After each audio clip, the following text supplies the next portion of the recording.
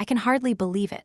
It's still surreal, like a dream I can't quite wake up from, and the weight of it presses down on me.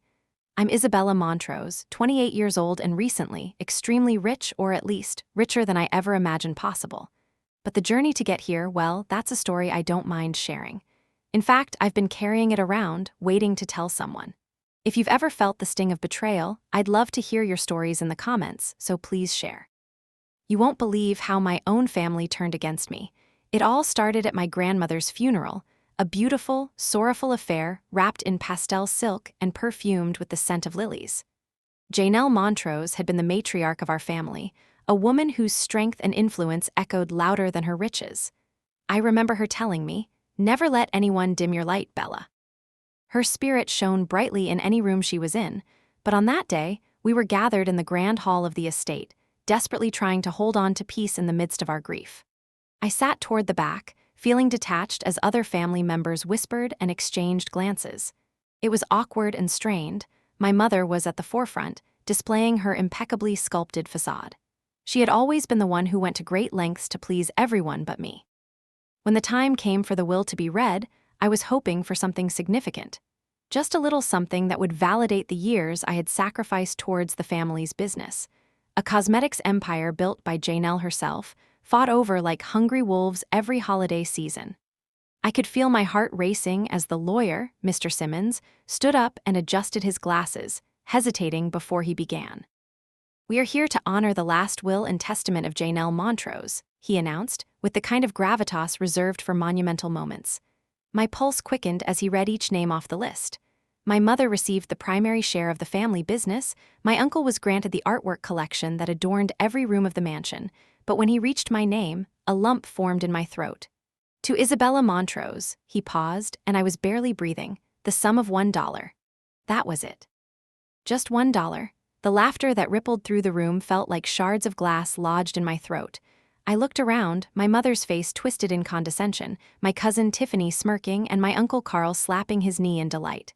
"Looks like you dodged the bullet, Bella," he jeered. "A true Montrose indeed, always hollow." Their laughter felt electric, like a current sparking the rage that simmered beneath my skin. But Mr. Simmons wasn't done. "And there is a private letter addressed to Isabella," he continued, and suddenly the laughter stopped. My heart soared and then crashed as he motioned for me to step forward. My mind was running a mile a minute. What could she possibly leave me? As I took the letter, fear rippled through me. I fumbled with its edges, and something in me sparked briefly before I slammed it down on the table, unable to shake the thoughts of betrayal and disdain for my own blood. "Would you mind reading it now?" Mr. Simmons prompted gently. My hands trembled as I unfolded the paper. The elegant cursive belonged to my grandmother, and as I began to read, tears blurred my vision. "My dearest Bella, if you're reading this, I take it our family has not changed in spirit. My heart aches to think that you feel unloved or unwanted. Know that you are and always will be my beloved granddaughter. You've inherited much more than $1. Go to the attic, find the box marked Dreams. It's all been saved for you. I believe in you." I stopped, bewildered by the message and the warmth it held, a clear voice within the storm. I looked up, my heart racing wildly.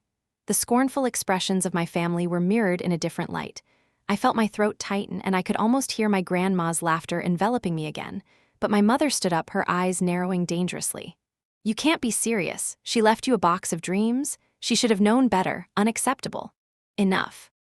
I finally shouted, my voice ringing out, shocking my family into silence. I turned to Mr. Simmons. "Can I leave now?" He nodded patiently, and I could feel the weight of their judgment following me like shadows as I dashed from the room. The attic was dark, cluttered with decades of memories, old furniture draped in white sheets, boxes stacked high in disarray. There it was, right in the corner, an old cedar chest, faded and worn out but somehow still majestic in its presence. With trembling hands, I pried it open. Inside, I found journals, photographs, traces of my grandmother's life before she became a business mogul.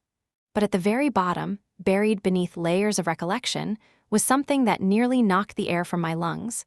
A stack of contracts for a beauty line focused solely on natural ingredients, completely against what the Montrose Empire currently stood for.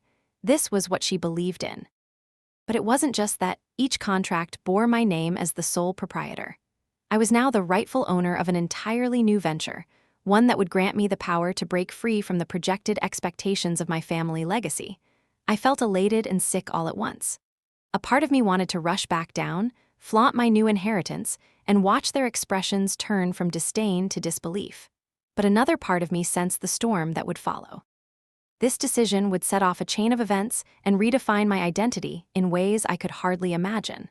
Over the next few weeks, I immersed myself in the beauty of my newfound venture. I befriended small businesses that shared my vision, gathered together a small team of passionate artists and marketers that believed in natural beauty, unlike the glamour-focused world rooted in the Montrose name. But I also kept my silence around my family. Sure, there were texts from my mother, filled with passive aggression, and the occasional photo of them thriving in their world of opulence. But for once, I didn't care to respond. I was carving my path, fueled by the voice of my grandmother. My new brand, Flora Luxe, began to take off, embracing a market that thrived on authenticity and vitality. Yet, with every sale and success, there was still that whisper at the back of my mind. What would my family think when they found out? 3 months passed before they found out through social media. An article highlighting the destinies of various young beauty entrepreneurs featured me at the forefront of this natural beauty revolution.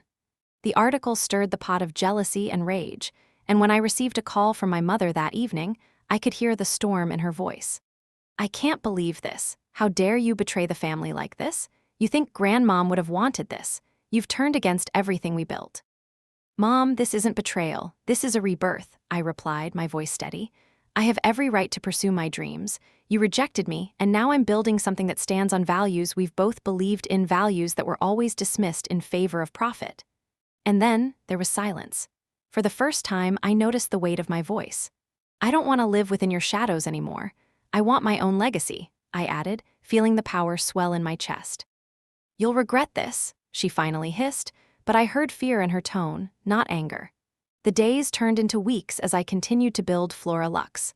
I became the brand's face, combining my grandmother's dreams with healthy practices while turning our family's legacy on its head. The climax came when I received an invitation from an awards ceremony intending to honor young entrepreneurs. As Flora Luxe gained more attention, they wanted me to speak as an advocate for natural beauty and self-acceptance. When the day finally arrived, I stood in an elegant black gown, fighting back waves of anxiety. I had invited my family, though deep down, I knew it was a gamble. This was my night, but the ghosts of our past were present too. As I stepped onto the stage, heart pounding and hands clammy, I sharing my journey, my struggles, and my commitment to honoring who I was. The light danced in the room, illuminating the deception that blurred the lines of my success. And then, when I mentioned my grandmother's words, I caught sight of my mother's face in the audience. Not the hardened anger I had anticipated, but the glint of recognition. Perhaps victory didn't come from the accolades nor the dollars amassed, but from within, realizing the power of family wasn't just built on blood. It was woven through shared beliefs, understanding, and most importantly, respect. I finally took a deep breath and whispered, "My dear grandma taught me that it's never too late to shine, and this is only just the beginning." The audience erupted into applause, and in that moment I felt it, the warmth of belonging not just to my family but to myself. As the lights dimmed and I stepped away from the stage, a text buzzed into my phone. "Isabella, let's talk," it read.